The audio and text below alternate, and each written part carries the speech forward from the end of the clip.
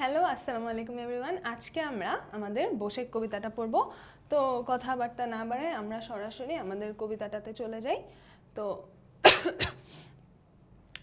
আমার আজকে একটু গলাটা ব্যথা, ঠান্ডা লেগে আছে, আমি একটু আস্তে কথা বলতে পারি। চেষ্টা করব যাতে হচ্ছে ক্লাস কোয়ালিটি কোনো হ্যাম্পার না হয়, ঠিক আছে? তো আমাদের শুরুতেই আমরা আমাদের কবি পরিচিতিটা দিয়ে শুরু করি। এই কবিতাটা লিখেছেন হচ্ছে আল মাহমুদ। আল মাহমুদের সম্পর্কে এখানে কি বলা আছে? জন্ম মৃত্যু যা আছে আছে। ও আচ্ছা, তার প্রকৃত নাম দেওয়া আছে। এই যে এই ধরনের তথ্যগুলো আমরা একটু মনে রাখবো, ঠিক আছে? তাহলে তার প্রকৃত নাম কি? আব্দুস শুকুর আল মাহমুদ, ঠিক আছে? তারপরে আর কি আছে, তিনি সাংবাদিকতা পেশার সঙ্গে জড়িত ছিলেন। তাকে অনুপ্রাণিত করে কি? মুক্তিযুদ্ধ তাকে বিশেষভাবে অনুপ্রাণিত করে।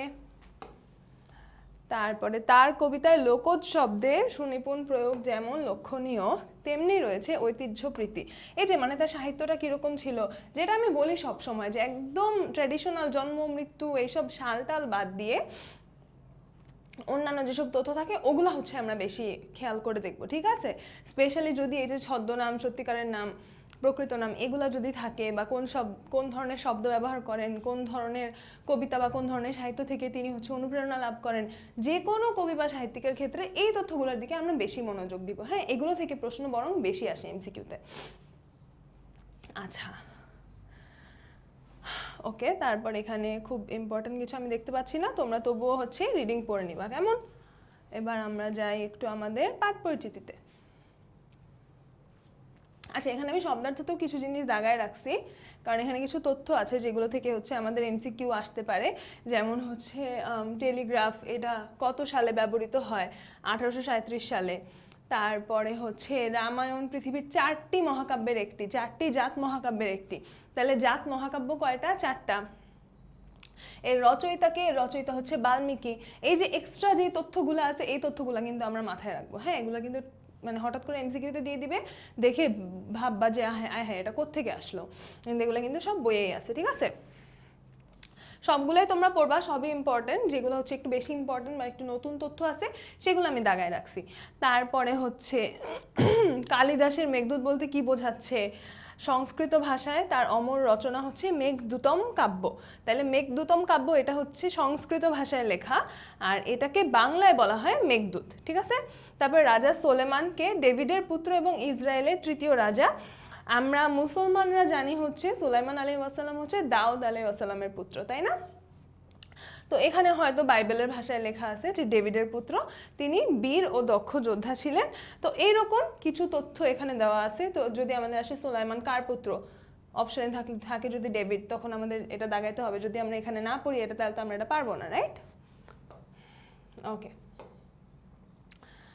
আচ্ছা, এবার হচ্ছে আমরা আমাদের পাঠ পরিচিতিটা দেখি। পাঠ পরিচিতিতে অ্যাগেন সবচেয়ে ইম্পর্ট্যান্ট একটা কথা হচ্ছে যে এটা কোন বই থেকে নেওয়া হয়েছে বা কোন কবিতা থেকে নেওয়া হয়েছে।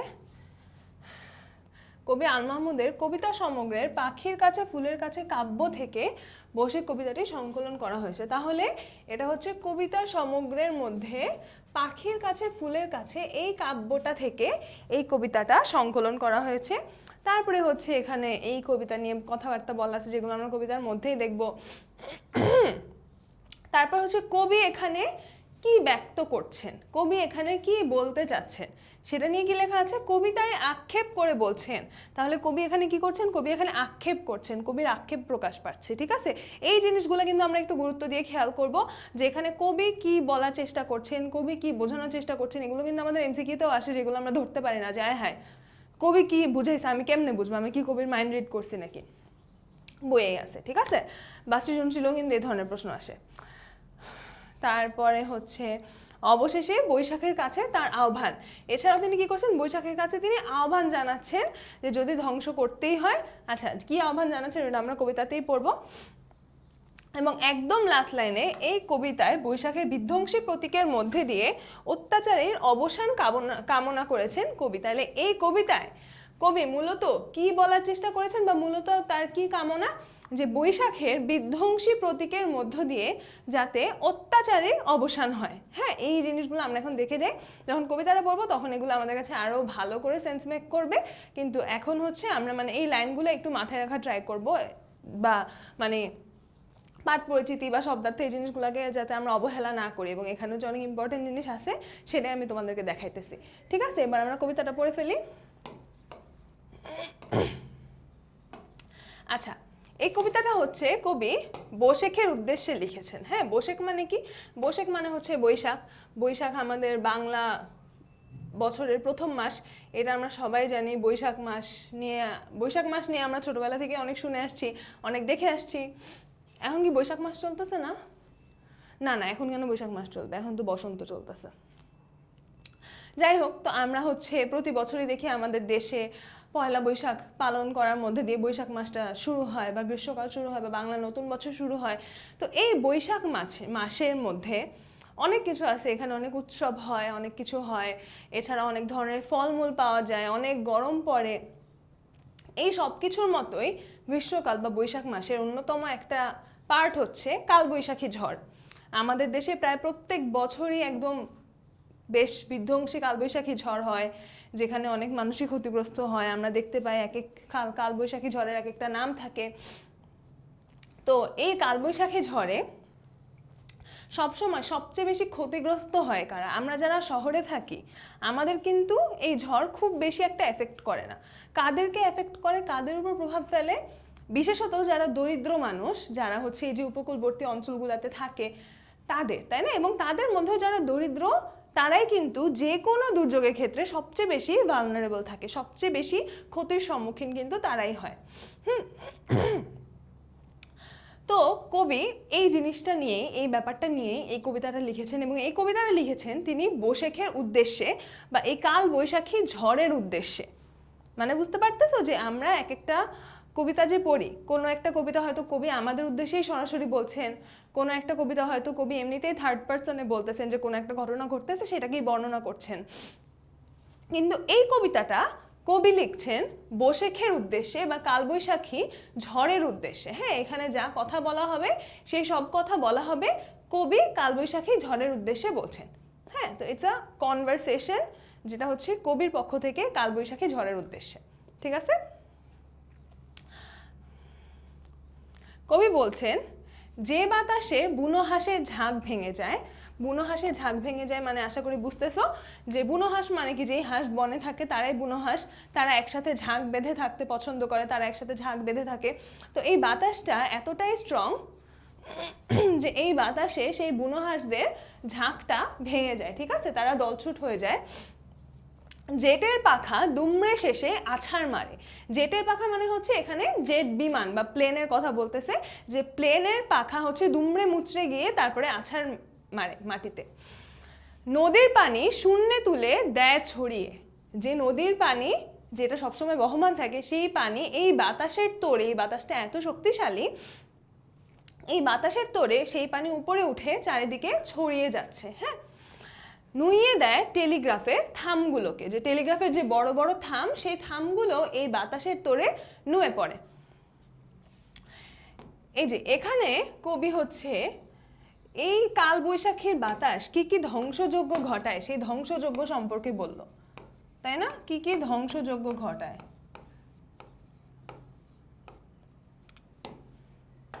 তারপর তিনি বলছেন, সেই পবনের কাছে আমার এই মিনতি। পবন শব্দের অর্থ কি বলতো? পবন শব্দের অর্থও কিন্তু বাতাস। হ্যাঁ,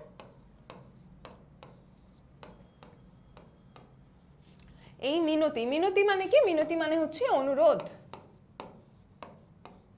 বা রিকোয়েস্ট। তাহলে সেই বাতাসের কাছে কবি অনুরোধ করছেন। কোন বাতাসের কাছে? যেই বাতাসের এত শক্তি যে এই ধ্বংসযজ্ঞগুলো উপরে যেগুলো আমরা দেখে আসছি, এই ধ্বংসযজ্ঞগুলো ঘটাতে পারে।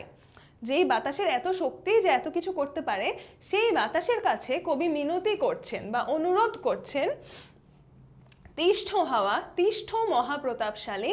তিষ্ঠ মানে হচ্ছে তুমি শান্ত হও, ধীর হও। ঠিক আছে, এটা আমাদের শব্দার্থতেও দেওয়া আছে, আমি এখানে লিখে দিই, শান্ত হও। যে তিনি বাতাসকে অনুরোধ করছেন যে তুমি প্লিজ শান্ত হও, তিষ্ঠ হাওয়া, তিষ্ঠ মহাপ্রতাপশালী। মহাপ্রতাপশালী মানে কি? মহাপ্রতাপশালী মানে হচ্ছে যার অনেক প্রতাপ বা যার অনেক ক্ষমতা। হ্যাঁ, যার অনেক ক্ষমতা, মানে আমরা যখন কারো কাছে কোনো অনুরোধ করি তখন আমরা তার অনেক কি বলবো প্রশংসা করে তারপরে ইয়া করি না। মনে করো আমরা যখন একটা অ্যাপ্লিকেশন লিখি, হ্যাঁ, আমরা কিভাবে বলি যে সবিনয় নিবেদন, এই যে একদম ভদ্র ভাষায় যার উদ্দেশ্যে লিখতেছি তাকে নিয়ে একটু ভালো ভালো কথা লিখে টিখে দেন আমরা হচ্ছে রিকোয়েস্টটা করি, তাই না? তো সেরকম ভাবেই তিনি যেহেতু বাতাসের কাছে অনুরোধটা করছেন, তাই বাতাসকে একটা মানে স্বীকার করে নিল যে বাতাসের যে আসলে অনেক শক্তি। গরিব মাঝির পালের দড়ি ছিঁড়ে কি লাভ, কি সুখ বলো গুড়িয়ে দিয়ে চাষের ভিটে।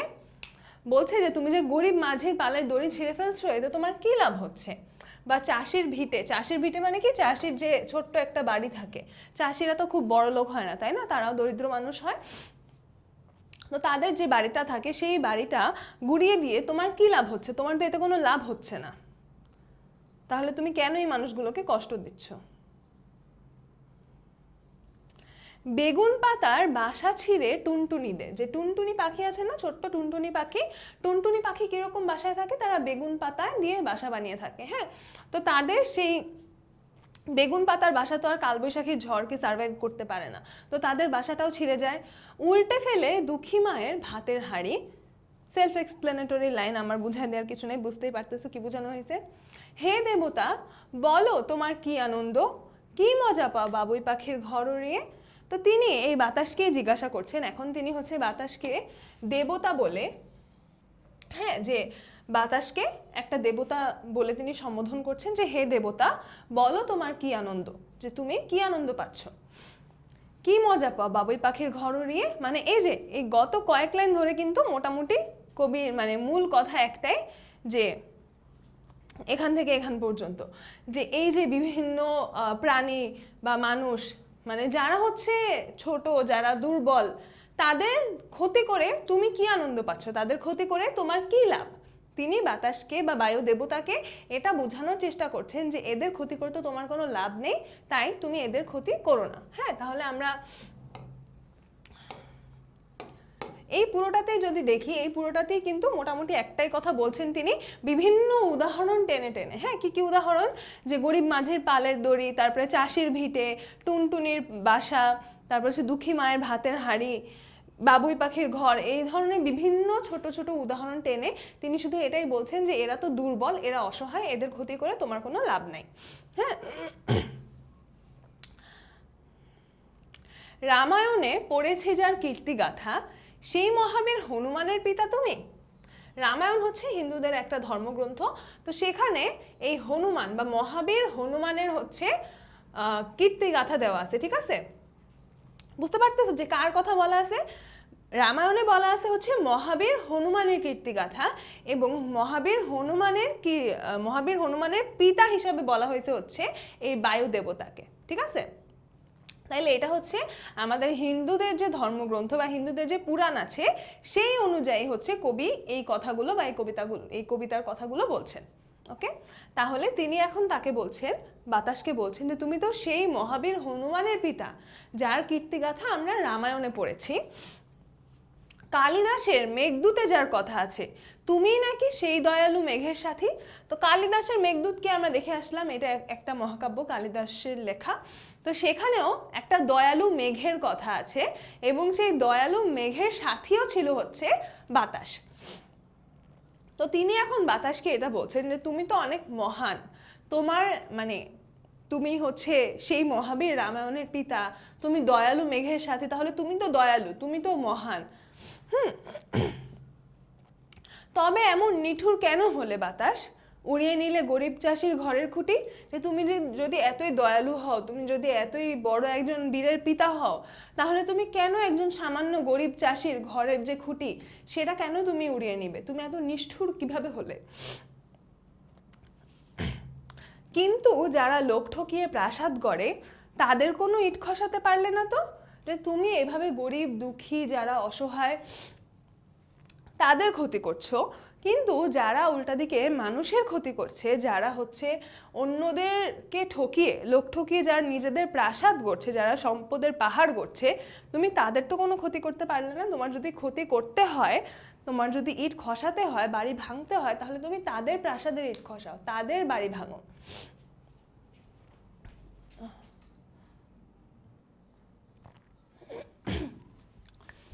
তারপর বলছেন, হায় রে কত সুবিচারের গল্প শুনি, তুমি নাকি বাহন রাজা সোলেমানের, যার তলোয়ার অত্যাচারের কাটতো মাথা, অহমিকার অট্টালিকা গুড়িয়ে দিত। তারপর কবি এই বাতাসের উদ্দেশ্যে বলছেন যে আমি তো তোমার কত সুবিচারের গল্পও শুনেছি, তুমি তো অনেক তুমি তো সবসময় সুবিচারকদের সাথেই ছিলে, যে যেই রাজা সোলেমান হচ্ছে অত্যাচারের মাথা কেটে দিত তলোয়ার দিয়ে, তুমি তো সেই সোলেমানের বাহন ছিলে, তার মানে তো তুমি সেই সুবিচারকের সাথেই ছিলে, তুমি তো সেই সুবিচারক, মানে যে সুবিচারককে হচ্ছে সাহায্য করতেছে সে তো নিজেও একজন সুবিচারক, তাই না? তো এই সোলেমান হচ্ছে অত্যাচারীর মাথা কেটে ফেলতো তলোয়ার দিয়ে। অহমিকার অট্টালিকা, অহমিকা মানে হচ্ছে অহংকার, অহমিকা মানে হচ্ছে অহংকার। তো যারা হচ্ছে অহংকারী তাদের সেই অহংকারটাকে হচ্ছে একটা অট্টালিকা বা একটা বিল্ডিং এর সাথে তুলনা করা হয়েছে, যে তাদের অহমিকাটা যদি একটা অট্টালিকার মতো হয়, সেই অহমিকার অট্টালিকা সেই রাজা সোলেমান নিমিষেই একদম গুড়িয়ে দিত। কবিদের এক মহান রাজা রবীন্দ্রনাথ তোমার কাছে দাঁড়িয়েছিলেন করজোড়ে। রবীন্দ্রনাথ ঠাকুরের কথা বলা হচ্ছে, এটা তো আমরা সবাই জানি। করজোড় মানে হচ্ছে হাত জোড় করে, হ্যাঁ, এখানে কর বলতে হাতকে বোঝাচ্ছে, যে সেই কবিদের এক মহান রাজা রবীন্দ্রনাথ তোমার কাছে করজোড়ে বা হাত জোড় করে দাঁড়িয়েছিলেন, যা পুরানো শুষ্ক মরা অদরকারি কালবৈশাখীর একটি ফুয়ে উড়িয়ে দিতে। আমরা এই গানটা শুনেছি না, যে এসো হে বৈশাখ এসো এসো, ওখানে হচ্ছে কবি এ কথা বলেছেন যে যা কিছু হচ্ছে পুরনো শুষ্ক অদরকারি সব কিছু যাতে এই কালবৈশাখী এসে উড়িয়ে দেয়, আর যত ভালো কিছু আছে সব কিছু যাতে সে নতুন বছরের সাথে নিয়ে আসে। তো রবীন্দ্রনাথ তো তোমার কাছে এই অনুরোধই করেছিল। ধ্বংস যদি করবে তবে শোনো তুফান, ধ্বংস করো বিভেদকারী পরগাছাদের। এখানে বিভেদকারী পরগাছা বলতে কাদের কথা বলা হচ্ছে? বিভেদকারী মানে হচ্ছে যারা মানুষে মানুষে বিভেদ সৃষ্টি করে।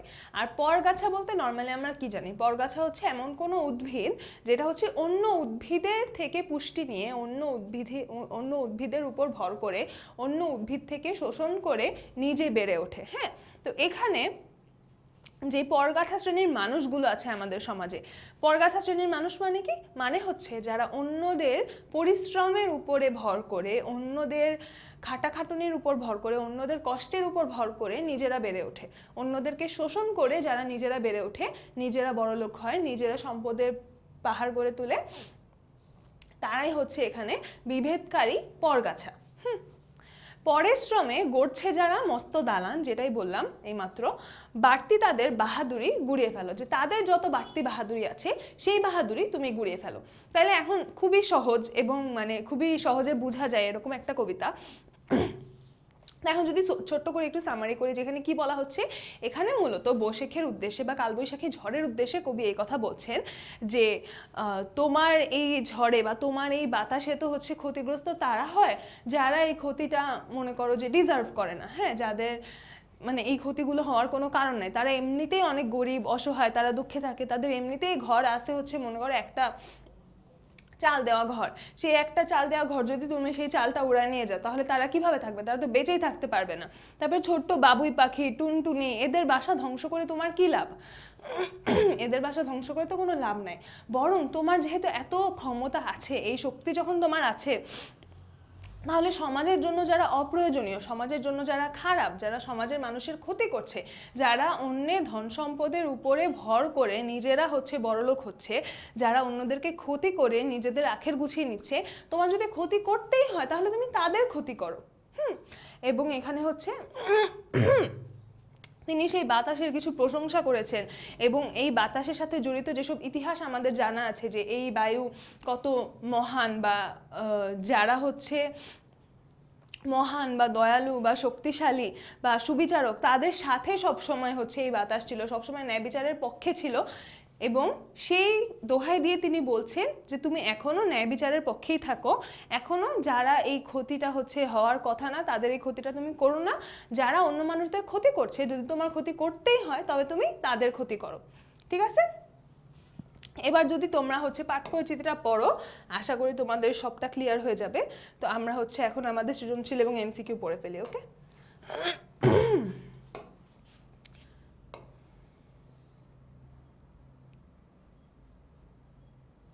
ওকে।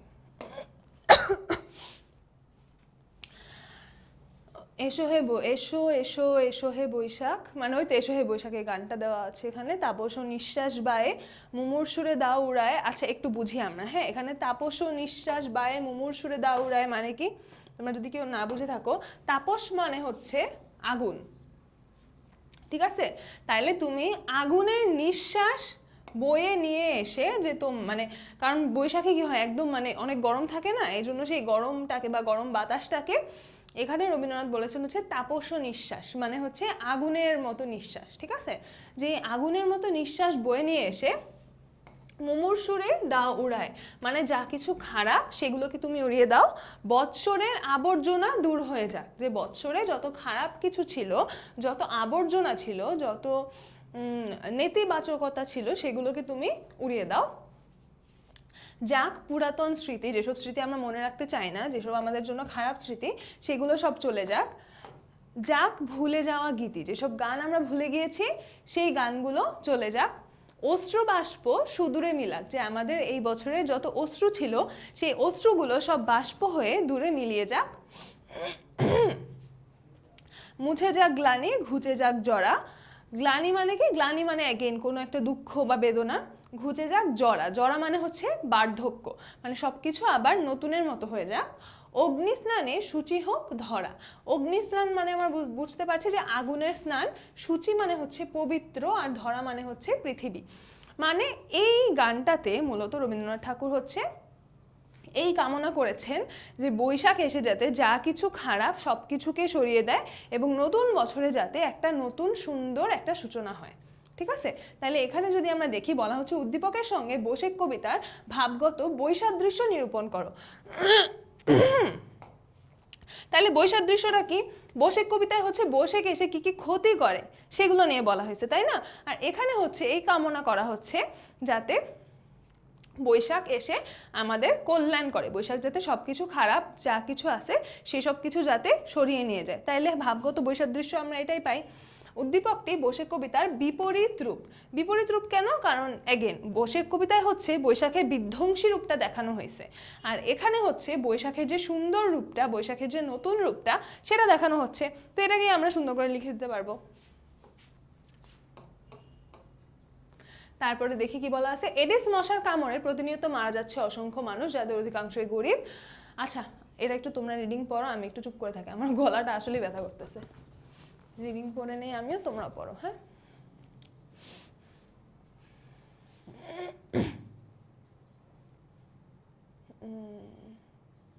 ওকে, উদ্দীপকের এডিস মশার কামড়ানোয় বৈশাখ কবিতার কোন দিকটি ফুটে উঠেছে? কোন দিকটা ফুটে উঠছে বলো তো? এখানে আমরা কি দেখতে পাই যে এডিস মশার এই কামড়ে যারা আক্রান্ত হচ্ছে তারা অধিকাংশই হচ্ছে দরিদ্র মানুষ এবং অসহায় মানুষ, হ্যাঁ। তাহলে আমাদের কবিতাতে তো আমরা এদিকটাই দেখতে পাই, তাই না, যে এই কালবৈশাখীর বাতাসের তোড়ে বা কালবৈশাখীর ঝড়ে কারা ক্ষতিগ্রস্ত হচ্ছে? যারা হচ্ছে গরিব মানুষ, যারা অসহায় মানুষ, তারাই ক্ষতিগ্রস্ত হচ্ছে। তাহলে এদিকটাই ফুটে উঠছে। এবার তার জিজ্ঞাসায় বৈশাখ কবিতার কবির মূল উদ্দেশ্য প্রতিফলিত হয়েছে কি? সে কি জিজ্ঞাসা করছে?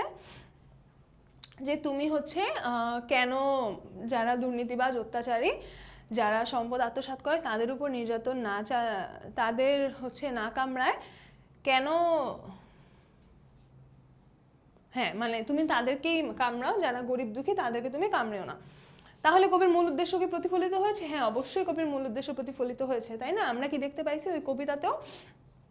কবি হচ্ছে বৈশাখের এই বিধ্বংসী রূপটা যাতে সমাজের যত অনাচার অত্যাচার আছে তাদেরকে ক্ষতি করে সেই প্রত্যাশাই ব্যক্ত করছেন। তাহলে এখানেও আমরা সেটাই দেখতে পাচ্ছি। তাহলে আমরা বলতে পারি যে হ্যাঁ এখানে মূল উদ্দেশ্য প্রতিফলিত হয়েছে। ওকে, তাহলে সৃজনশীল এই টাইপেরই আসবে, একই জিনিস বারবার এখন ঘোরাফেরায় দেখবা। আমরা হচ্ছে এমসিকিউতে চলে যাই, হ্যাঁ। আল মাহমুদের কবিতায় কোন ধরনের শব্দের সুনিপুণ প্রয়োগ লক্ষণীয়? বলো তো কোন ধরনের শব্দের সুনিপুণ প্রয়োগ আমরা দেখছি কবি পরিচিতি পড়ার সময়? লোকজ শব্দ।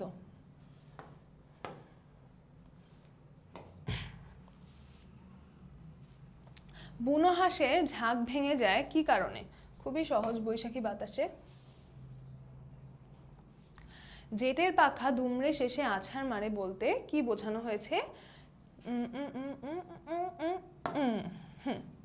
বিমান দুর্ঘটনা। কোন মহাকাব্যের কথা উল্লেখ আছে? রামায়ণের কথা উল্লেখ আছে। বিখ্যাত কোন কাব্যের কথা উল্লেখ করা হয়েছে? মেঘদূতের কথা বলা হয়েছে না? দেখো এখানে বলা হয়েছে হচ্ছে মহাকাব্য, এই জন্য হয়েছে রামায়ণ। এখানে বলা হয়েছে বিখ্যাত কোন কাব্য, তাইলে হবে হচ্ছে এখানে মেঘদূত। ঠিক আছে। কার রচনা? কালিদাসের রচনা। কাকে নিষ্ঠুর বলেছেন? অবশ্যই রাজা সুলেমানের বাহন বলতে বাতাসকে নির্দেশ করা হয়েছে। অহমিকার অট্টালিকা বলতে কি বোঝানো হয়েছে বলো তো? অহমিকার অট্টালিকা বলতে কি অহংকারীদের বাড়ি বুঝাইছে না অত্যাচারীদের দম্ভ বুঝাইছে? এখানে অত্যাচারীদের যে দম্ভ বা অহংকার সেটার কথা বোঝানো হয়েছে। পরগাছ শব্দ দিয়ে কাকে ইঙ্গিত করেছেন? শ্রমজীবী শ্রেণীর শোষক, যারা এই শ্রমজীবী শ্রেণীকে শোষণ করছে তাদের কথা বোঝানো হয়েছে। এটা হচ্ছে গিয়ে পরগাছা শব্দের শাব্দিক অর্থ বা আক্ষরিক অর্থ, যে পরগাছ বলতে নর্মালি এটা বোঝায়, কিন্তু এই কবিতায় হচ্ছে এটা বুঝাইতেছে। ঠিক আছে। এবং সকল ধনী ব্যক্তিকে বোঝাচ্ছে না, কারণ সকল ধনী ব্যক্তি তো আর পরগাছা না, না সবাই তো আর অন্যদের উপর অত্যাচার করে বেড়ে উঠে নাই। কে ধীর ও দর্প না, হবে বীর ও দক্ষ। ঠিক আছে, বীর ও দক্ষ, এটা বইয়ে আছে রাজা সুলেমান। কোন কাব্য হতে সংকলিত? এটা হচ্ছে আমাদের পাখির কাছে ফুলের কাছে থেকে সংকলিত। আচ্ছা, আল মাহমুদের কি প্রকাশ পেয়েছে? এটাও কিন্তু আমরা পাঠ পরিচিতিতে পড়ে আসছি, তাই না? আক্ষেপ প্রকাশ পেয়েছে, এটা যাতে আমরা ভুল না করি। কেমন? এটা কিন্তু বইয়ে আছে। অত্যাচারীদের অবসান কামনা করেছেন কিসের মধ্য দিয়ে? বৈশাখের বিধ্বংসী রূপের মাধ্যমে।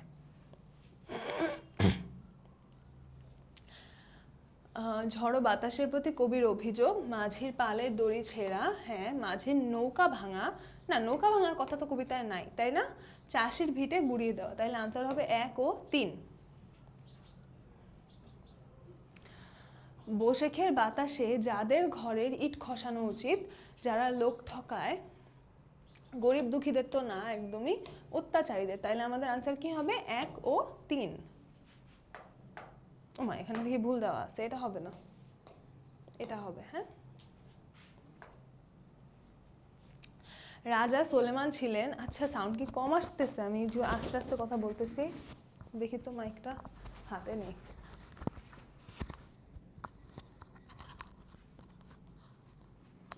ওকে, রাজা সুলেমান কি অত্যাচারী শাসক ছিলেন? না, অত্যাচারী শাসক তো অবশ্যই ছিলেন না। ইসরায়েলের তৃতীয় রাজা ছিলেন এবং বীর ও দক্ষ যোদ্ধা ছিলেন। এখানে ভুল আসছে, তাহলে হবে 2 ও 3, তাই না? কবি ধ্বংস কামনা করেছেন, কাদের ধ্বংস কামনা করেছেন? বিভেদকারী পরগাছাদের, মাস্তানদের ধ্বংস কিন্তু তিনি কামনা করেন নাই। তাইলে 1 ও 2। মানে আমরা মাস্তানদের ধ্বংস অবশ্যই কামনা করি, যে কোনো মাস্তান না থাকুক, কিন্তু এখানে কবি করেন নাই। বাড়তি তাদের বাহাদুরি গুড়িয়ে ফেলো, এটার মধ্যে দিয়ে কি প্রকাশ পেয়েছে? অত্যাচারীদের ধ্বংস কামনা, হ্যাঁ। বিভেদকারী পরগাছাদের ধ্বংস কামনা, তাও হ্যাঁ। কালবৈশাখের তো ধ্বংস কামনা তিনি করেন নাই, বরং কালবৈশাখের কাছেই তিনি কামনা করছেন এদের ধ্বংস। তাইলে 1 ও 2। ঝড়ো হাওয়া ভেঙে দিও মিথ্যা তাসের ঘর, উদ্দীপকের ভাবার্থ বসেক কবিতার যে দিক ধারণ করেছে। কি বলছে? যে ঝড়ো হাওয়া যাতে যত মিথ্যা তাসের ঘর আছে, যত মিথ্যা আছে, সেগুলো যাতে ভেঙে দেয়। তাহলে কোন দিকটা ধারণ করছে? অপ্রয়োজনীয় কোনো দিক তো না। অবসান, অবসান মানে কি? যাতে শেষ হয়। কি শেষ হয়? এই যে অত্যাচারীদের অত্যাচার, অহংকারীদের যে দম্ভ, এগুলো যাতে শেষ হয়, তাইলে এখানে অবসান হবে, তাই না? অবসান শব্দের অর্থই কিন্তু হচ্ছে শেষ। ওকে,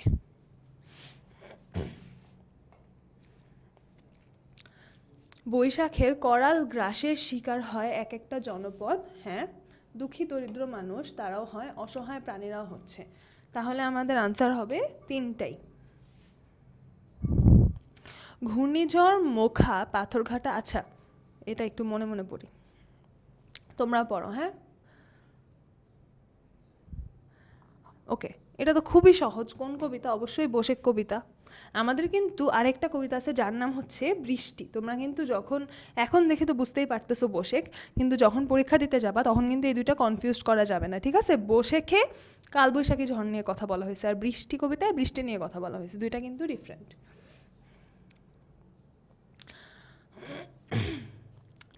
আলোচ্য কবিতার যে বিষয়টি ফুটে উঠেছে, কোন বিষয়টা ফুটে উঠছে? কাল বৈশাখের তাণ্ডব, বৈশাখের বিধ্বংসী রূপ, শান্ত রূপ ফুটে ওঠে নাই। তাহলে আমাদের আনসার হবে 1 ও 2।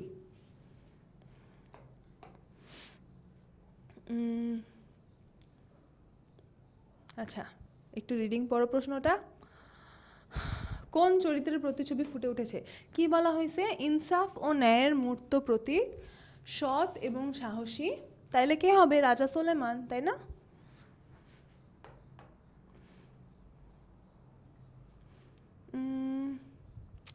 উদ্দীপকে আলোচ্য কবিতার কোন বিষয়টা ফুটে উঠেছে? ন্যায় বিচারের রূপ, দক্ষ ও বীর যোদ্ধার রূপ, অবিবেচক মানুষের রূপ তো না। তাহলে আনসার হবে 1 ও 2। ওকে, তাহলে আমাদের এই বোশেখ কবিতাটা পড়া শেষ। আশা করি সবাই বুঝতে পারছে এবং আমি আশা করি সাউন্ডটা ঠিকমতো যাইতেছে। আমি বুঝতেছি না সাউন্ড ঠিকমতো যাচ্ছে কিনা। তাহলে তোমরা সবাই ভালো থেকো, সুস্থ থেকো এবং দেখা হচ্ছে নেক্সট ক্লাসে। Bye bye.